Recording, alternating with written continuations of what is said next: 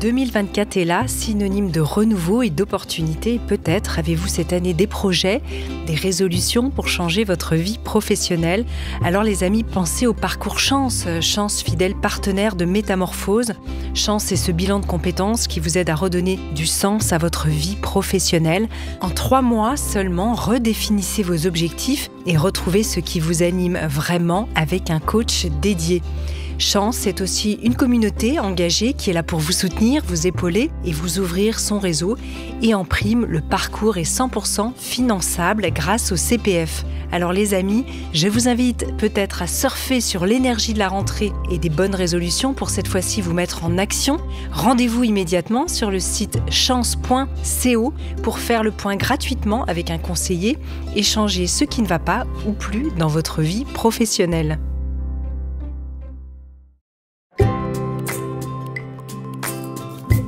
Bonjour et bienvenue dans Graines de Métamorphose, le programme à destination de la nouvelle génération pour faire germer les consciences.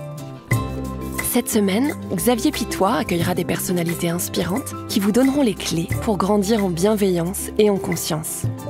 Graines de Métamorphose, le podcast qui fait germer la conscience. Les angoisses climatiques, la précarité économique et l'engagement politique sont autant de sujets qui préoccupent et alimentent souvent nos propres questionnements dans une société où nous sommes parfois plein de contradictions, et c'est bien normal. Comment trouver des moyens d'agir pour contribuer à un avenir durable tout en lâchant prise ? De quelle manière gérer sa crise existentielle dans ce monde quand on est jeune et qu'on ne nous a pas donné de mode d'emploi à la naissance ? Pour y répondre, ou en tout cas y réfléchir, l'auteur et illustrateur Félix Ovard se met en scène à travers son personnage principal et aborde tous ces sujets avec une combinaison d'inquiétude, de cocasserie, de colère et d'espoir. Cette bande dessinée permet aussi de dévoiler avec humour et tendresse les grandes révélations et angoisses que l'on garde souvent pour soi, pour enfin se déculpabiliser. Intitulée « Savoir-vivre », sa nouvelle création est disponible aux éditions Robert Laffont. Salut Félix et merci. Ah, je t'ai coupé la parole. Je t'en prie, c'est pas grave, c'est une discussion, on va se permettre de parfois se couper la parole. Très bien. Bon alors Félix, toi qui es un fin observateur de tout ce qui peut fâcher, faire rire ou remplir d'espoir, mais toujours avec beaucoup de lucidité, comment te sens-tu aujourd'hui ? Je me sens très bien. Je suis très content d'être à Paris. Ça me fait quelques temps que j'y étais pas allé. J'ai eu une année un petit peu remplie, donc je suis content d'être là. Parce que tu es basé à Strasbourg, c'est ça ? Exactement, avec mes copains dans mon petit atelier trop mignon. Mais tu arrives avec le travail, j'imagine, à te déplacer souvent, ou ça reste quand même très centré ? Ça va parce que malgré le fait que j'avance dans ma vingtaine, j'ai encore mes privilèges de jeune, donc j'ai encore mon petit pass TGV Max, donc ça va, je peux aller voir ma famille. Bon, génial, du coup, faut l'exploiter. Alors, ce fameux Félix, qui est aussi le personnage principal de ta bande dessinée, pour lui, c'est pas forcément facile de se gérer dans ce monde, et encore moins lors de crises existentielles. Et on sait en te lisant que la planète est un élément central de ta bande dessinée. Tu ressens même une certaine responsabilité quant à l'impact de l'humanité sur l'environnement. Alors ma question, c'est est-ce que tu as réussi à dénicher des méthodes pour canaliser un peu tes inquiétudes face aux enjeux climatiques ? Je crois que tout le travail que je fais, c'est pour relativiser. Ouais. Parce que je suis pas du tout là pour le coup, je suis vraiment pas du tout un exemple de ni de consommation ni de mode de vie particulièrement durable, surtout ces derniers temps, en temps d'inflation, de début de vie professionnelle, c'est un petit peu compliqué. Mais j'essaye quoi. J'essaye de faire pas beaucoup de machines à laver, par exemple. Voilà. Mais bon. Non, franchement, je galère. C'est la galère. C'est un bouquin qui est un peu en mode travail en cours. C'est pas du tout. J'ai pas du tout trouvé de réponse.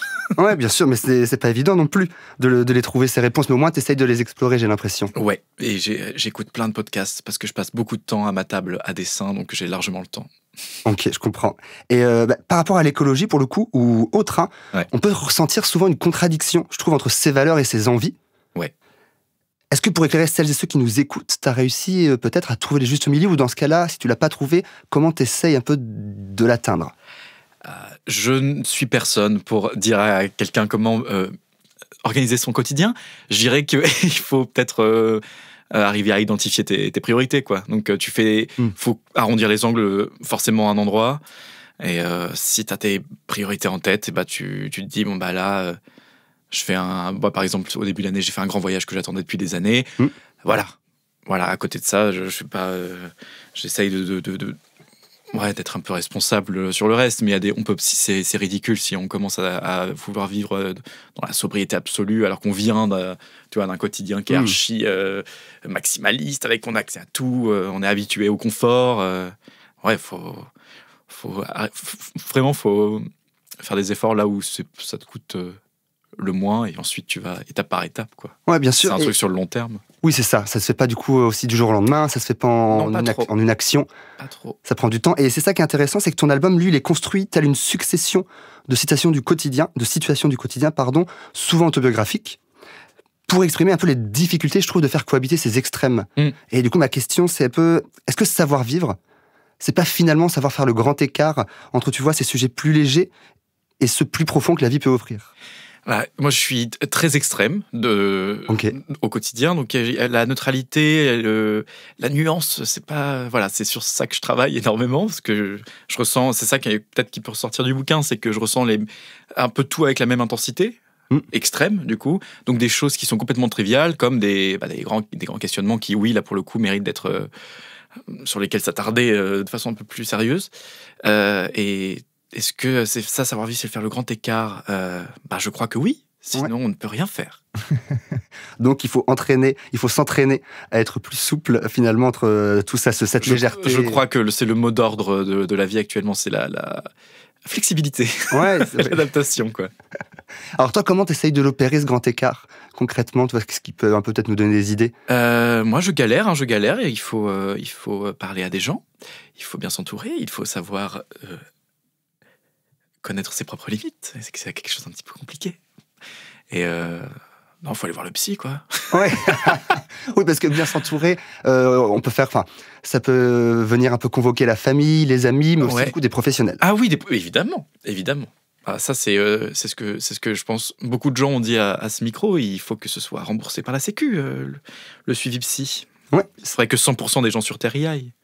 Parmi les questionnements, pour le coup, liés à notre époque, et là, tu sollicites un peu ça, cet avis. Tu mentionnes aussi, avec humour, la sollicitation du coup de ce psychologue ou de ce psychiatre.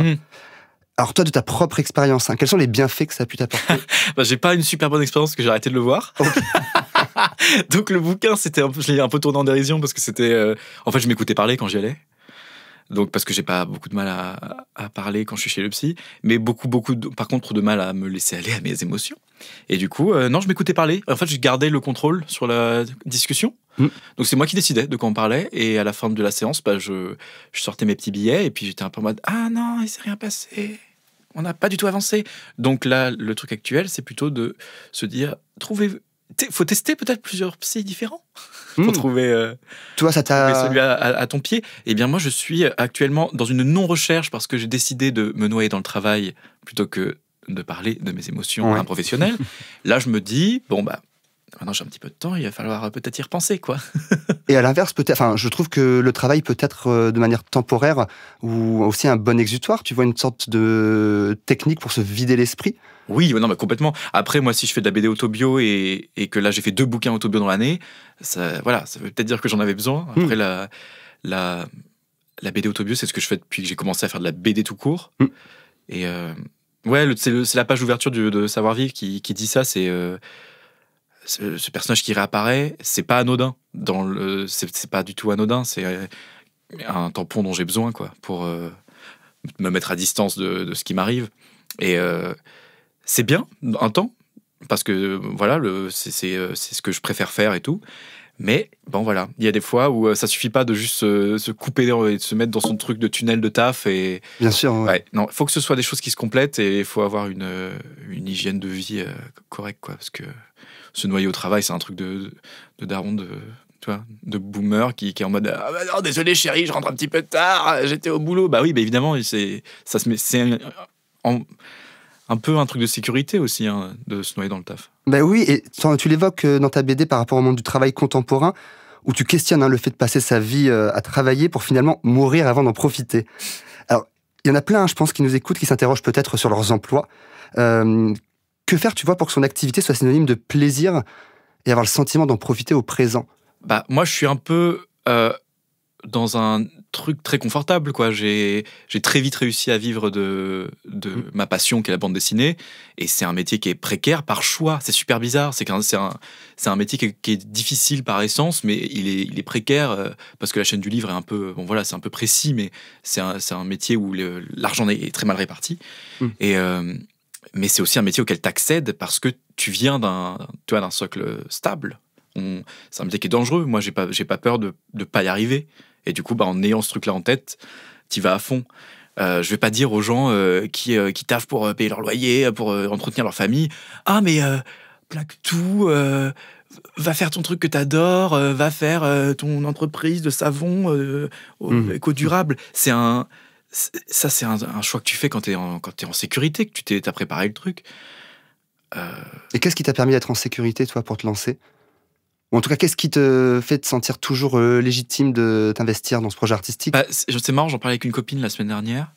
Je suis assez détaché. C'est trop bizarre parce que je me mets en scène moi-même. Mais là, cette dernière année, le bouquin que je viens de terminer, tu te détaches un peu émotionnellement de ton taf. Alors que l'image de l'artiste, c'est un peu... en mode, ma vie, je mets tout mon cœur, toute mon âme dans le truc. Et puis à un moment, je me suis dit, écoute... c'est mon taf, c'est bien, je le finis. Et donc, du coup, c'était en même je me faisais ces réflexions-là en même temps que j'essayais de m'aménager un peu plus de vie sociale, de mettre un petit peu plus en phase sur ma vie sociale. Et je saurais pas quoi te répondre parce que je crois que j'ai oublié la question. Ma question, c'était pour celles et ceux qui se posent la question, du coup, de pour toutes celles et ceux qui s'interrogent sur leurs emplois. Ouais. Tu vois, que faire pour que son activité, tu vois, ça reste du plaisir. Tu vois, quelles sont un peu peut-être des petites décisions à faire. Le travail, c'est jamais du plaisir. C'est vrai, tu prends pas plaisir. Non, on trouve de la reconnaissance, on trouve de la validation, et puis oui, il y a une forme de plaisir qui peut sortir du travail. Si vraiment c'est un travail, qui a du sens profondément, fondamentalement, le travail c'est quand même quelque chose qui t'éloigne un petit peu de ce qu'on est censé faire sur cette planète, quoi. Qui est quoi ? Donc, qui est manger, être ensemble dans des endroits, être ensemble, manger et survivre à l'hiver. Voilà ce qu'on est censé faire. Ouais, savoir vivre ensemble. Ensemble. Ouais, pour le coup. Alors, ce qui est marrant, c'est que cet avatar, ce fameux Félix, donc clairement il est autobiographique, j'imagine que tu l'ajustes peut-être aussi avec des observations que tu fais. Tu vois, j'imagine qu'il est produit par tes réflexions personnelles. Ouais. Par ton vécu, ouais. Mais est-ce que tu viens le décorer, l'orner un peu de d'autres observations ? Je le balade pas mal, je le mets un peu en scène. J'aimerais que ce soit une version de moi qui soit... souvent, je le mets en scène de façon archi agaçante pour pouvoir mieux rebondir avec les interlocuteurs que je mets en scène. Bien sûr. Pour qu'il y ait un truc un peu marrant qui se crée. Et des fois, je le rends un peu plus comme ce que j'aimerais, ce que je tends à être, un truc un peu plus maladroit, plus fragile. Et un peu plus simplet. parce que quand tu dors pas bien la nuit, tu sais, des fois t'aspires à juste pouvoir te vider un peu la tête. Donc des fois je le mais en scène un peu pour me regarder moi un peu plus loin, un peu avec un petit peu de distance. Ouais. Être en mode ça va quand même, il est attachant. Et il s'en sort. Et puis, oui. Ah bah ça oui, j'ai pas mine de rien, je m'en sors, ça va. Et alors ce Félix, il a l'occasion d'avoir des tête-à-tête assez privilégiés. Ouais. Bravo à lui. Super guest. Il a des super guests. Parmi les différents guests qu'on peut avoir, c'est la planète. Ouais. Tout simplement. Ça fait un peu plantu comme image. Ouais, je parlais avec la planète Terre. Ouais, archi présomptueux. Oui, mais en même temps, c'est assez intéressant. Et en même temps, elle ne t'épargne pas, cette planète, puisque elle est même parfois accablante avec toi, voire menaçante. Je pense à l'exemple du papier qui est nécessaire pour imprimer cette BD, et du coup, elle le condamne d'être une cause de la déforestation, ou même de son alimentation qui émet beaucoup trop de plastique, pour elle, en tout cas. Comment ton rapport à la planète, il affecte un peu personnellement ton quotidien, et quels sont les outils que tu as trouvés à disposition que tu pourrais nous partager, ou en tout cas pour partager à celles et ceux qui nous écoutent qui sont un peu perdus pareil par rapport à ça? Il y a toute une partie du coup qui parle de ce que j'essaye de faire au quotidien pour apaiser cette culpabilité en moi. Moi j'ai de la chance de vivre à Strasbourg, qui est une ville qui va beaucoup moins vite que Paris et où on n'a pas besoin de se déplacer. Moi personnellement, ni en transport, ni en voiture, ni rien. Donc je suis bien avec mon petit vélo. En fait, il y a vraiment ce truc de, tu sais, ce mythe de la ville du quart d'heure où tout est accessible, et y compris toute la vie culturelle, y compris la vie sociale, y compris le travail et tout. Et ça aide énormément à te dire, oui, bon, bah ça va. Cet hiver, je vais mettre le chauffage. C'était un peu en mode, bon, bah ça va, c'est pas la fin du monde. Mais c'est encore un truc de privilège de pouvoir vivre en centre-ville, travailler pas loin, avoir son petit vélo, sa petite vie, aller faire ses courses au marché. C'est un truc qui naît du privilège. Hein. C'est pas une décision que tu prends comme ça, tu vois, quand t'es ailleurs. Oui, bien sûr. Et en même temps, pour celles et ceux qui peuvent se permettre, mais on sait qu'il y a aujourd'hui, je crois que c'est genre 1 habitant sur 2 est citadin, et même dans des grosses villes comme Paris, Lyon, tu vois, Marseille. Est-ce que tu crois que le vélo peut être, par exemple, une première technique à instaurer dans sa vie, une première méthode à instaurer? Alors, le vélo à Marseille, bon courage. Ouais, à Marseille, sinon ça descend beaucoup. À Lyon, si t'habites à je sais pas quoi, là. Je suis jamais allé à Lyon, donc je sais pas. Mais oui, à Paris, par exemple. Paris, moi j'ai des potes, j'ai peur pour leur vie tous les jours. Ouais. Parce qu'ils sont en vélo, du coup. Mais mes copains à Paris, ils sont très vélo, mais c'est pas né de conscience forcément écologique, c'est né de la haine des transports en commun, en heure de pointe pour aller au travail le matin. Et ils ont la chance d'avoir le travail pas trop loin, donc ça c'est cool. Mais bah oui, non mais le vélo c'est chouette. En tout cas, toi, ça a été une des méthodes qui te permet de te sentir quoi, un peu plus libre, je sais pas, non, je suis hyper impatient en fait. Donc il y a un moment où même la marche à pied, ça commence à me frustrer. Ok. Et quand je viens ici, j'aime bien, je marche énormément, mais non. Bah, après, c'est que comme je fais pas de sport, j'étais un peu en mode, waouh, un petit truc de sport, genre, il reste tout à apprendre sur cette activité. Et puis on veut partir en rando, il y a aussi le truc où le week-end tu peux aller te balader dans la région, c'est cool. Mais sinon, oui, pour le reste, moi je suis très accro aux gadgets et des trucs qui font bip bip et pouf pouf, donc c'est un peu compliqué. Il y a des trucs. Avant, j'achetais beaucoup de merde sur Internet. Et moins aujourd'hui? Ah oui, moins aujourd'hui. Et parce que tu culpabilisais de la recevoir, de l'acheter, de l'utiliser ou bah, je rentrais, quand j'habitais encore à Paris, je rentrais dans mon petit appart et tout, il y avait des sachets en plastoc, tu voyais qu'ils avaient été tamponnés de tous les pays du monde, ça venait de AliExpress, et à chaque fois, c'est des trucs de merde, enfin c'est terrible, des trucs qui traînent dans des boîtes, des trucs en plus que tout le monde aime un peu bien, c'est genre le support de téléphone, virgule, le truc, c'est des merdes, ça sert à rien d'avoir ça, et c'est très dur, ça c'est mon grand travail, se défaire des gadgets à l'écran, c'est dur. Et est-ce que tu y arrives? Ah oui, par contre, j'en parle dans le bouquin aussi, mais en fait je suis en train de décrire le bouquin. Mais toi, l'idée, c'est surtout de pouvoir un peu approcher les sujets, parce qu'ensuite, tu as toute la richesse des illustrations quand même, et des histoires, et des connexions. Mais l'idée, c'est effectivement un peu de... Il y a des grands piliers c'est quoi tes piliers de consommation quand t'es jeune adulte? Moi, c'était... j'ai eu ma première carte bancaire, mon compte bancaire, mes premiers sous. T'es en mode, je vais me faire plaisir, j'ai acheté des choses pas chères, c'est normal. Et en déménageant, pas vraiment en déménageant, en faisant une école d'art où la fringue neuve n'est pas très à la mode, tu découvres du coup les friperies, et tu découvres Emmaüs, tu découvres Oxfam, et choses comme ça. Et du coup, bah, comme c'est le style, c'est malgré toi finalement que tu arrêtes de consommer du neuf. Oui. Et ça fait des vitressings le dimanche et tout. Et du coup, bah, ça c'est un truc qui est assez naturel, qui est pas du tout une décision. Et là, en ce moment, comme je me suis noyé dans le travail toute l'année, et ben, je porte les mêmes vêtements tous les jours. J'ai un uniforme, littéralement. Je ne change pas de vêtements. Voilà. Peut-être c'est un gain de temps. Mais je sais pas, parce que c'est sympa quand même de s'apprêter.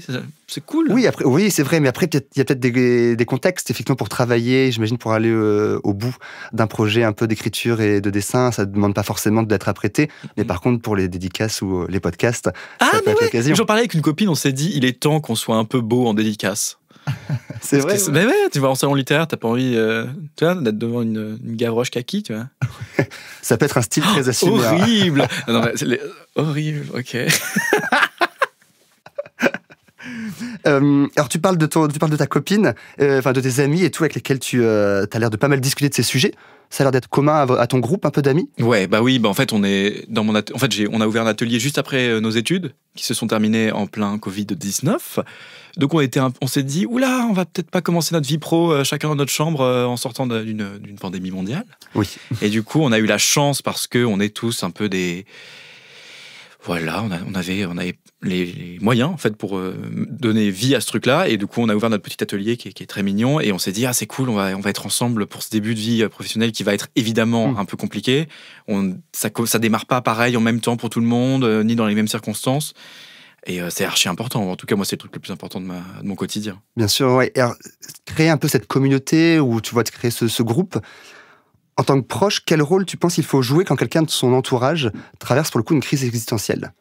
Alors, quel rôle tu as été amené à jouer, ou quel rôle tes amis ont été amenés à jouer pour toi, qui peuvent être un peu inspirants ? C'est marrant parce que les conditions de la réalisation du bouquin, elles se sont faites du coup à l'atelier avec mes amis. Et c'est marrant parce que eux, ils sont beaucoup plus ouverts, ils sont beaucoup plus matures émotionnellement que moi. Donc il y avait un truc où moi je me renfermais vachement. Et eux, ils étaient un peu, je sais pas, ils étaient inquiets pour moi, quoi. C'est mes amis, mais tout est très viscéral en fait. On est amis, mais on est collègues, et on fait le même métier. Il y a un truc où plein de sentiments se mélangent, et il y a du personnel, du professionnel qui se mélange. Et moi, j'étais un peu en mode laissez-moi dans ma cloche. Et il y a des moments où je me disais, mais pourquoi tu t'es foutu en atelier avec tes amis si tu ne supportes pas de sentir, tu vois, l'émulsion. Ouais, c'est ça, mais en tout cas, le poids émotionnel de chacun dans l'espace que vous partagez. Et ça, c'est un truc qu'il faut travailler avec son psy. Tes potes, ils sont pas là pour te faire ta psychologie à longueur de temps, tu vois, mais ils ont été très patients, en tout cas avec moi. Donc c'est de la patience, tu dirais déjà la première qualité à avoir. Ils sont empathiques, je pense qu'ils m'aiment bien. Ouais. Et moi, je les aime beaucoup. Mais ils ont eu la patience de rester et puis de se dire, bon, il va y arriver, ça va aller. On parle bien, quoi. C'est ça qui est cool, c'est qu'on parle bien. Et puis le temps et l'histoire leur donnent aussi un peu raison sur la patience et sur le fait que ça fonctionne et que ça s'apaise. Ouais, bah ouais. Est-ce que ça s'apaise ? Ça s'apaise, je crois. Là, je suis en plein dedans, donc pas encore très apaisé. Mais eux, ils m'apaisent. Bon, donc déjà, c'est important de conserver ce lien fort d'amitié. Oui, sinon ça sert à rien d'être là. Ouais, bien sûr. Alors, tu parles aussi beaucoup de la famille. Ouais. Qui fait partie intégrante de ta bande dessinée, et autour d'une notion pas très fun, mais qui est forcément importante aussi à traverser, c'est celle du deuil, exactement, du décès. Ah ouais. Qui crée, tu dis, j'aime beaucoup cette phrase, une absence visible, un sentiment de vide. Ouais. Alors, est-ce que tu as développé une formule aujourd'hui afin de mieux vivre ces départs ? Il y en a eu plein d'un coup, donc en fait, je suis pas très fort en deuil, donc j'en parle dans le bouquin. Pas très fort en deuil, très fort en déni. Et dans ma famille, on faut pas trop parler des trucs qui vont pas trop. Faut pas trop dire que ça va pas trop. Donc bon, c'est un peu délicat. Le truc qui est bien, c'est qu'on n'est pas beaucoup, donc on est très soudés, avec mon frère et ma sœur notamment. Mais c'est difficile, hein. C'est vraiment difficile. Chacun le fait à son rythme. Il y a des gens de ma famille qui vivent beaucoup mieux leurs émotions, enfin, qui les vivent. Et moi, je me ferme automatiquement. Donc, c'est un truc. Ça, encore une fois, c'est pas un taf que je peux. Enfin, c'est un taf qui est très dur à faire tout seul, hein, dans ton coin. Mais il faut prendre le temps de te dire bon, putain, c'est la merde. Tu vois, là, c'est dur. Là, je galère. Là, je galère. C'est vraiment ça. Et de le dire, c'est bien aussi. J'ai beaucoup de mal à dire là, je galère. Là, j'y arrive pas. Là, ça va pas du tout. Et le truc, c'est qu'il y a une sorte de il y a une dissonance chez les gens à qui je le dis, parce que comme je me lève tous les matins, je vais au taf, machin, ils sont en mode bon, ça va, vu qu'il fait des trucs. Et en fait, à l'intérieur, je suis à zéro, quoi. Ouais, un peu cassé. Tu te sens un peu cassé, mais finalement, il faut continuer, quoi. Mais je sais pas faire autrement. C'est parce que pour moi, une personne active, c'est une personne qui persévère, machin. Et c'est vraiment ce truc-là. C'est tant que je persévère, tant que je me lève tous les matins, ça veut dire que ça va. C'est pas vrai. Tu peux être complètement dévasté et t'es obligé d'aller pointer au taf. Voilà. Et est-ce que ça fait pas partie de ces étapes du deuil, finalement, de conserver un rythme, une vie avec des obligations, tu vois, peut-être que ça aide, finalement, sans s'en rendre compte. Tu t'imposes peut-être ça, mais finalement, est-ce que ça aiderait pas ? Mais moi, j'ai pas eu mes moments dévastés à chialer dans mon lit. Je les ai pas. Donc en fait, c'est ça qui me manque énormément. C'est la première étape où t'es genre dévasté, quoi. Je ne les vis pas. Mais elles sont là-dedans, hein. Elles sont dans ma tête, je les vis au quotidien. Mais tu les portes avec toi pendant toute la journée. Alors que si tu prends ce temps-là, tu te l'octroies, après, du coup, je vais pas dire que t'en es débarrassé, mais juste, t'as fait cette étape-là qui est assez primordiale, et t'affrontes le quotidien avec plus de légèreté. Plus de légèreté, mais bon. Mais c'est ce truc-là. Moi, je garde tout mon chagrin pour plus tard, mais il n'y a pas de plus tard, parce que ça s'enchaîne. Donc c'est ça qui est assez compliqué. Il n'y a pas de moment, tu trouves, où le temps fait qu'en fait, finalement, tu réalises qu'ils sont plus légers, ces chagrins et ces deuils ? Si, moi, c'est dans des moments où, là, tu vois, c'est la période des fêtes, donc je vois plus ma famille. Et on parle, c'est hallucinant quand je suis avec mon frère et ma sœur et qu'on est genre les soirs de Noël, machin, tous les trois. On est en mode, ça va, machin. Et puis à la fin, c'est en mode, bim, on a trop souffert, oh là là, c'était terrible ce moment-là, tu te rappelles de ça et tout. Et c'est ça qui me soigne un peu, je crois. C'est qu'on partage ce chagrin-là, le même. Oui. Et je sais pas ce que je ferais si j'étais fils unique, je pense que ce serait très, très, très difficile. Ouais, ou à travers peut-être un groupe d'amis, pour le coup. Ouais, qui prend le relais, peut-être. Ouais, eux, ils sont merveilleux parce qu'ils sont là tous les jours. Oui. Peu importe les circonstances, ils sont vraiment là. Mais c'est vrai que pour le deuil, je pense que comme je le verbalise pas, ils se disent ah voilà, il doit un peu douiller quand même. Et c'est peut-être pour ça qu'ils pardonnent aussi des réactions extrêmes que je peux avoir. Ils se disent ah quel con, là il m'a archi mal parlé, mais peut-être que c'est parce qu'il est en train de traverser une phase de merde, quoi. Bien sûr, ouais. Et alors, c'est pas une raison, il faut être gentil avec ses proches. Message de Félix, soyez gentil avec vos proches. Avec tout le monde. Et est-ce que tu crois que le fait de partager artistiquement ses peines, ses chagrins, ou d'évoquer ces sujets, ça peut faire prendre conscience à ses amis, à sa famille, et aux gens en général, qu'il faut en parler? Est-ce que c'est une sorte d'invitation? Est-ce que tu le conseilles, tu vois, de finalement l'exprimer, peu importe le format? Le savoir-vivre, c'est vraiment ça. Il y avait beaucoup de choses que j'avais besoin de communiquer, et que du coup, je n'arrivais pas du tout à communiquer. Et je me suis dit, c'était quoi ton outil avant pour mettre sur papier tes frustrations, ta tristesse, machin. Bon, il y a 10 ans, c'était, je me plaignais parce que j'avais été collé, j'en faisais des articles entiers sur mon blog. Et là, maintenant, c'est un peu en mode, j'arrive pas à faire mon deuil et on n'en parle pas, pourquoi? Et non, mais complètement savoir-vivre, c'était, je mets ça en dessin, ça a forcément trouvé résonné avec des gens, et c'est ce qui s'est passé.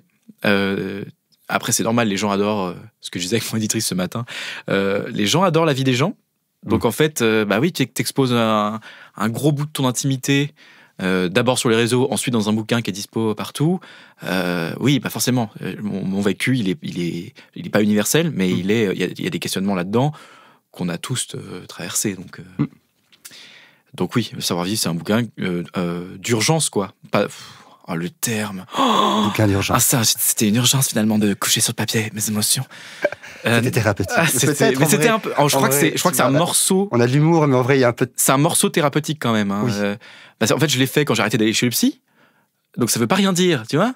Finalement, peut-être que tu sous-estimes la puissance de ton psy. Il a pris le relais. Mais en même temps, tu vois, si j'avais continué à aller chez le psy, peut-être que je serais pas à ce micro aujourd'hui et j'aurais pas fait ce livre. Donc. Et peut-être que le psy devait venir sur ton parcours juste pour ce temps-là. Tu sais quoi, je vais y retourner en janvier et je refaire un deuxième livre.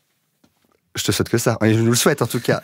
Et alors, pour revenir, tu parlais de ta famille. Enfin, j'appelle ça ta famille, mais c'est un peu une famille que tu t'es construite, une famille plus artificielle, plus digitale, que celle d'Instagram, où tu distilles, pour le coup, ces tranches de vie décalées. Quels sont les bénéfices de le faire à travers une plateforme, tu vois, comme TikTok, Instagram, ou à travers une newsletter demain? Qu'est-ce que ça peut apporter? Alors, moi, ce que j'aime bien, c'est ce truc de distance, déjà. Parce que t'es moins timide de montrer tes dessins à un chiffre que à des copains. Par exemple, moi, je montre pas beaucoup mon travail à mes amis à l'atelier, parce que, je vais dire un truc horrible, leur avis compte beaucoup plus que des inconnus sur Internet. Parce qu'ils me connaissent, parce qu'on partage, ils me connaissent pour de vrai. Sur Internet, les gens, ils me connaissent pas. Je choisis ce que je leur montre de moi. Et il y a ce truc merveilleux où moi, mon personnage de BD, il est né sur Internet. C'était day one sur un blog.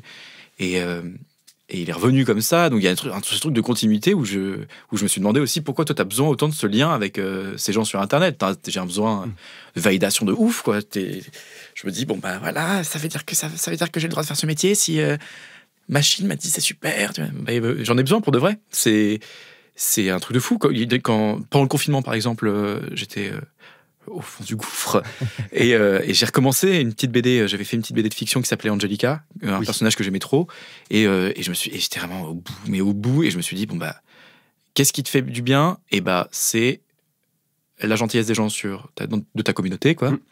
Et donc j'ai commencé à faire une petite BD tous les jours, tous les soirs pendant le confinement. Et ça m'a vraiment, vraiment, vraiment, vraiment permis de traverser le truc, quoi. Tous les soirs, les gens en commentaire qui me disaient « Ah putain, c'est génial, trop content de retrouver ça tous les jours. » Tu dis « Ah putain, ça fait sens, ça résonne avec les gens, c'est bien. » Oui, il y a un écho, quoi. Hyper important. Hyper important, hyper important. Et si demain ça n'existe plus, je fais en sorte de me préparer. Donc, voilà, faire un bouquin papier, c'est aussi toucher un autre public. Ouais. Et puis les rencontrer pour de vrai en dédicace, c'est un peu ce pourquoi je fais de la BD, quoi. Moi, je fais de la BD pour un peu pour les gens quand même. Oui, c'est peut-être un média artistique à travers on a le moins de ressenti direct. Les gens l'achètent et l'emportent, donc la dédicace permet peut-être cette confrontation dans le présent. C'est super touchant. T'as une personne qui a pris le temps de le lire, qui l'a peut-être partagé, et puis qui arrive te voir, et c'est un peu cringe, mais c'est trop mignon, et puis il y a des moments où c'est trop touchant, quoi. C'est hyper émouvant des fois. Est-ce que ça te permet de te sentir moins en décalage, du coup ? Ouais. Ok. Ouais, tout simplement. Ça serait un oui. Et je me sens pas particulièrement en décalage, c'est ça le truc aussi, c'est que il y a vraiment eu des moments, ça c'est peut-être parce que j'ai un ego pas possible, mais il y a des moments où je me suis dit, mais pourquoi les gens ne sont pas dévastés comme moi ? Mais je pense que c'est un des symptômes de ce que j'ai, c'est de se dire, mais pourquoi les gens sont pas dévastés comme moi ? Vous vous rendez compte ou pas ? C'est vraiment, t'as envie de secouer les épaules de tout le monde et de leur dire, allez-vous ! Alors que même moi, j'ai pas accès à ce qui se passe vraiment. C'est juste mon biais. Mais des fois, il y avait des moments où je me disais, mais c'est pas possible, on devrait tous être au fond du gouffre, mais si on fait tout ça, on arrête de vivre, ça ne va plus fonctionner, il faut qu'il y ait un petit peu de nuance, tout simplement. Oui, pour certaines et certains, ça peut être une technique de protection. Tu vois, de pas l'assumer, mais pour autant qu'il... D'être en mode, ça va. Non, mais oui... Il fait beau aujourd'hui, hein. Bah nous, Catherine, il fait moins 12 et il pleut. Oui, tu vois, c'est le fait qu'il peut... Parfois, on peut chercher...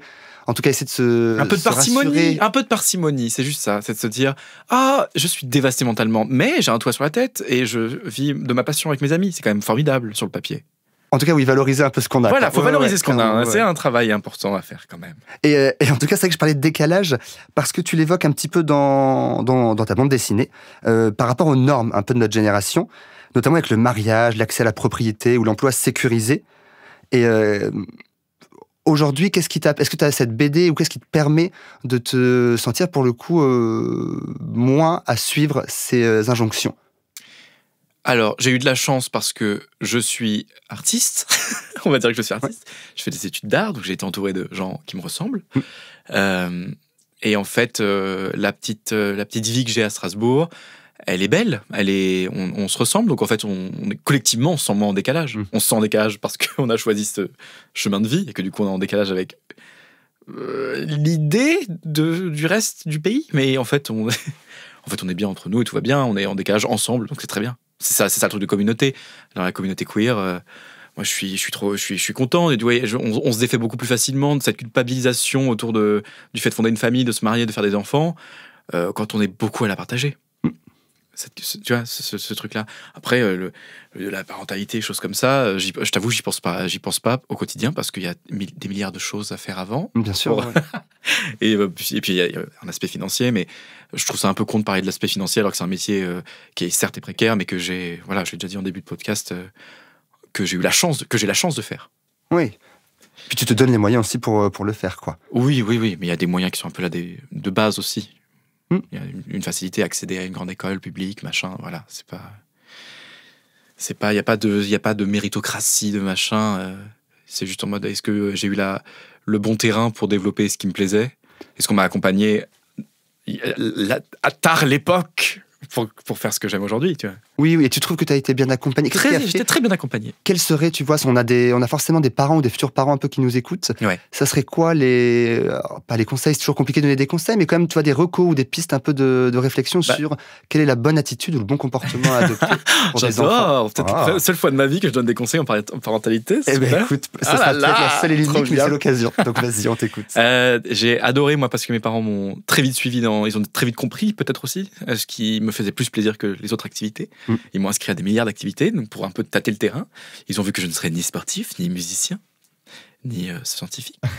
Et quand ils ont capté que je faisais beaucoup de BD, et que ça me lassait pas, et que c'était hyper galvanisant, ils m'ont inscrit dans un club pour faire du truc sur ordi et tout. J'en parle dans le prochain bouquin, mais là on parle de celui qui est teaser. Là. Ouais, je tease un peu. Et mais c'est le point sur lequel ils ont fait aucune concession. Ils ont dit let's fucking go, genre. Et puis mon père, il est assez je veux pas dire qu'il est carriériste, mais il est très ouais, si.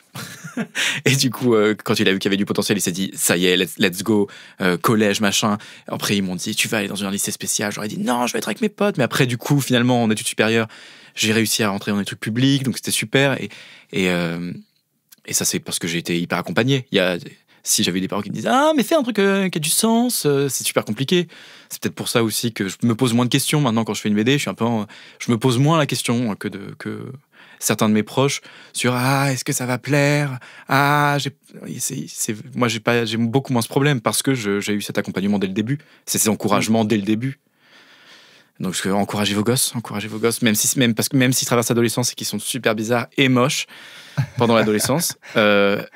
Si vous sentez qu'il y a un truc qui les anime, allez-y à fond, soutenez-les à fond. Et alors, est-ce que c'est plus facile, tu trouves, même si ça fait pitié. Ouais, en tout cas, c'est une phase d'exploration qu'il faut soutenir, en tout cas. Tout à fait. Ouais. Et tu dirais que... Est-ce que ton adolescence a été facile ou un peu plus compliquée ? Est-ce que tu trouves que tout s'arrange avec la vingtaine ou au contraire, que c'est peut-être plus compliqué que la vie d'adulte en devenir ? Quelle question. Le collège et le lycée, quand t'es homo et pas out, pas ouf, hein, sympa, j'étais bien entouré, j'étais avec mes copains et tout, donc ça va, mais pas ouf quand même. Oui. C'est quand même un endroit où tu te fais harceler, où tu te fais mettre de côté et tout, réprimander. Mais non, franchement, le lycée c'était bien. J'étais sur la plastique avec mes copains, non, c'était cool. Non, franchement, le lycée c'était bien. Collège, le collège qui aime le collège. Enfin, les gens qui aiment le collège, franchement, aujourd'hui, c'est menaçant pour moi. Des gens qui parlent du collège avec nostalgie. Vous avez un problème. Ouais, ou peut-être que l'après était plus compliqué pour d'autres raisons, peut-être, mais peut-être qu'ils étaient finalement plus fondus ou discrets, tu vois, au collège et que ça leur a permis... Après, je pourrais pas te dire si ce que je vis maintenant est mieux que mon lycée-collège. Je ne sais pas. Je pense que si, quand même. En tout cas, parce que quand tu deviens un peu qui t'avais prévu d'être, maintenant t'as le droit d'être vraiment qui t'es, bon, tu t'enlèves quand même un gros truc du bide, quoi. Oui, ça soulage quand même, non ? Ouais, c'est pas mal. Ça permet de s'alléger, je trouve. C'est pas mal. Par contre, ça met plein de place pour le remplir de plein d'autres choses. Malheureusement. Comme quoi ? Comme l'anxiété. Est-ce que tu as des techniques ? Comme le deuil, plein de place d'un seul coup. Non, j'ai pas de technique pour l'anxiété. Il y en a une dans le bouquin. Qui est la technique du papillon. Ah, est-ce que tu veux bien nous la partager ? Alors, tu mets tes bras en croix, comme si tu allais te faire craquer le dos par un proche. Ouais. Ça marche. C'est super, faites-le à vos amis aussi, craquer le dos. Je sais pas s'il y a des ostéos qui vont m'engueuler.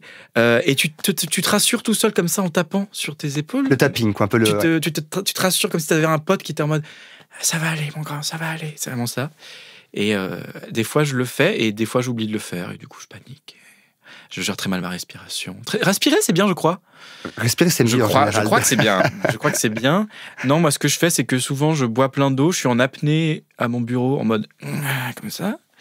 Et après, qu'est-ce que je fais ? Rien. J'écoute des sons binauraux.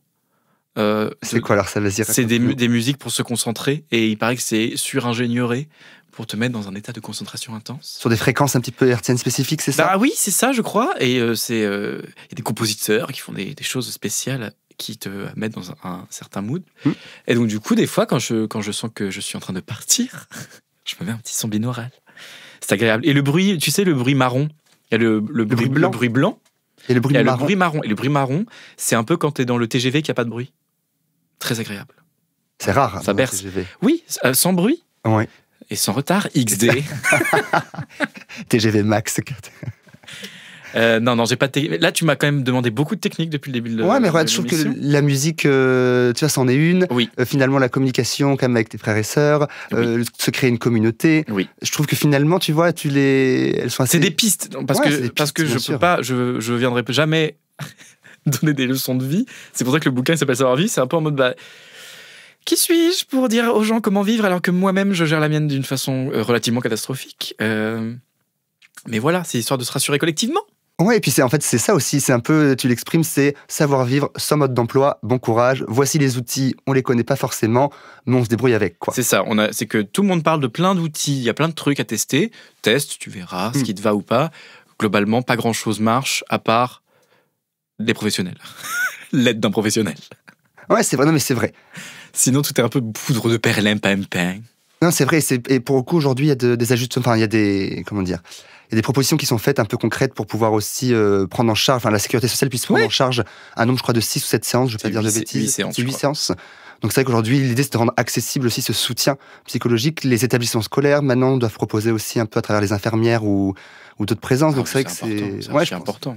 Surtout quand on sait la difficulté du collège. Les ados, mais les pauvres ados là, mais les ados qui étaient ados pendant le Covid, même qui étaient enfants pendant le Covid, et qui là arrivent dans ce truc de surstimulation sociale alors qu'ils étaient genre 3 ans globalement chez eux, à un moment où c'est archi important de sociabiliser. Cata, évidemment qu'ils vont pas bien. Sauvez la Gen Z, sauvez la Gen Alpha et les bébés iPad, sauvez-les. Les bébés iPad, c'est vrai. Les pauvres. Ils passent d'un écran à un écran, mais genre tu sors plus, donc c'est terrible. Non, faut les sauver les bébés iPad. J'espère que du coup peut-être nos podcasts aideront en tout cas alors, à les faire se sentir mieux. J'espère. Alors parlons avenir, si on va arriver à la fin de ce podcast, Félix. Oui. Déjà. On va quand même y croire à l'avenir. Hein. Oui. Ah non, moi je suis archi content. Non mais c'est trop bien. Là, mon année, de côté professionnel se passe bien. Ouais. Et du coup, j'ai hâte d'aller en festival et de voir tous mes proches. Ça va être super. Non, j'ai hâte. En festival, quel type de festival? À Angoulême, le festival de BD, okay. En janvier. Et après, voilà, il y a d'autres salons dans l'année. Mais globalement, c'est ça qui m'excite le plus. C'est de me dire, c'est bon, c'est la première année où je vais faire ce métier pour de vrai, quoi. Ça, c'est trop bien. Et pour le reste, de quoi? Non, je sais pas trop quoi d'autre. En tout cas, je trouve que les bandes dessinées, enfin maintenant de plus en plus des romans graphiques, sont aussi, je trouve pour moi, je sais pas ce que t'en penses, des manières un peu aussi parfois de se sentir mieux. Tu vois, avant, il y avait... C'est marrant, j'en parlais avec mon éditrice ce matin aussi, c'est que c'est juste qu'il y a des thématiques et des façons, des bouquins en fait qui avant n'étaient pas illustrés, qui maintenant investissent un peu le champ de l'image et de la bande dessinée. C'est tout l'essor depuis 10 ans de la non-fiction qui a fait exploser le marché de la bande dessinée. C'est la non-fiction, c'est qu'en fait, tu peux raconter, c'est extrêmement plus clair et diffusable à un plus grand nombre de parler de trucs complexes. Tu vois, le bouquin de Benjamin Adam... de Piketty, Capital et idéologie, c'était une des meilleures ventes l'année dernière parce qu'il y a cette facilitation graphique qui a été faite et c'est comme ça que tu peux ouvrir le champ thématique de façon exponentielle et du coup ramener tout un nouveau lectorat à la bande dessinée et ça c'est trop bien. Ouais, et ça permet peut-être de, pour le coup, reconnecter avec les générations qui sont les plus jeunes. Tu vois qu'il n'y a pas tendance à peut-être du coup explorer. Moi je trouve que les jeunes ils lisent énormément et ils arrivent à la lecture de façon différente. Il y a un autre truc, un autre aspect de la littérature qui a explosé, c'est la young adulte, la Dark Academia, machin, toute la. C'est quoi la Dark Academia? C'est de la littérature pour adolescents. C'est souvent c'est des romances, mais ça se passe dans des mondes un peu fantastiques. Ou de la SF ou des trucs comme ça. C'est des grandes sagas, c'est à chaque fois des gros bouquins qui créent un engouement de fou. Les teen novels, c'est vraiment... tu vois, ça a démarré un peu avec Twilight et Hunger Games et tout, et maintenant ça représente une énorme part du marché, et ça amène les ados vers la littérature en général, et ça c'est trop bien. Ils lisent énormément, c'est un truc de fou. Et j'ai l'impression qu'on donne de plus en plus de place, on met la lumière aussi dans ces teen novels à d'autres émotions, parfois plus sombres, telles que l'anxiété, la dépression. Mais ça, je pense que ça doit aider. C'est un truc mais ça, c'est aussi un truc de prise d'assaut sur TikTok de ces problématiques-là, mais lié aussi au contexte dans lequel les gens sont ados aujourd'hui. C'est ça aussi. Hein. Et donc, moi, je suis très content que le dialogue s'ouvre comme ça. Maintenant, il faut que les institutions préparent l'accompagnement, parce que... on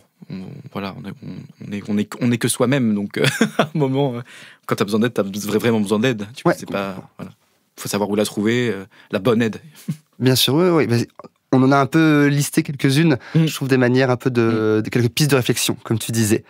Alors la vie, elle offre pas mal de défis, ça clairement on le sait. C'est quoi un peu, toi, les stratégies pour tes prochains défis?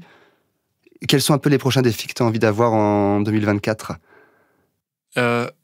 J'en veux pas cette année. Non, c'est vrai, je suis crevé. Non, j'en veux pas. Je veux de la douceur et de la tendresse et de l'horizontalité. J'adore ce terme, très air du Verseau, très chic. Non, là cette année, je vais ralentir un petit peu. Je vais voir comment je fais financièrement pour ralentir, parce que voilà, c'est quand même au compte-gouttes. Non, j'aimerais bien écrire beaucoup cette année. J'aimerais faire écrire de la fiction, écrire un nouvel album, mais je vais prendre le temps. Donc ça prendra le temps. C'est l'année de la dégustation, un peu de l'appréciation de tout ce que tu as aussi. Peut-être, oui. J'ai un autre bouquin qui sort le 1er mars. Donc en fait, dès le 1er mars, on repart en cycle de promo relative, quoi. Mais comme c'est mon année où j'aurais fait, 2024, j'aurais 2 bouquins en librairie à 4 mois d'écart. J'aimerais bien, bouger. Donc rencontrer mes lecteuristes un peu partout, ce serait chouette. et puis m'aménager du temps pour préparer la suite. Et pas tout enchaîner en bloc. Super. Et alors, sur ton site web, félixovard.com, on peut retrouver Il est cassé, mon site. Il est cassé. Il est cassé, mon site. Il faut aller sur mon Insta. Sur ton Instagram, donc du coup, je le rappelle, l'Instagram, c'est félixovard, AUVARD. Et du coup, j'en profite, Félix, pour te remercier vraiment infiniment d'être venu dans Graines de Métamorphose. Et merci à toi, c'était un plaisir. Trop bien. Alors, je rappelle pour tous nos auditeurs et nos auditrices que ta nouvelle bande dessinée, Savoir Vivre, est disponible aux éditions Robert Laffont. Et on te retrouve aussi sur Instagram. À bientôt, Félix. Merci beaucoup, à bientôt. Merci d'avoir écouté cet épisode. S'il vous a plu, n'hésitez pas à aller vous abonner directement au podcast sur votre plateforme d'écoute préférée. Il vous suffit de taper « Graines de Métamorphose » dans la barre de recherche pour le retrouver. Vous pouvez aussi nous suivre et découvrir les actualités du podcast sur notre Instagram « Graines de Métamorphose ». On se retrouve la semaine prochaine, même jour, même heure. Et en attendant, c'est Anne et ses invités qui vont vous nourrir avec de nouveaux épisodes de Métamorphose, le podcast qui éveille la conscience. Graines de Métamorphose, le podcast qui fait germer la conscience.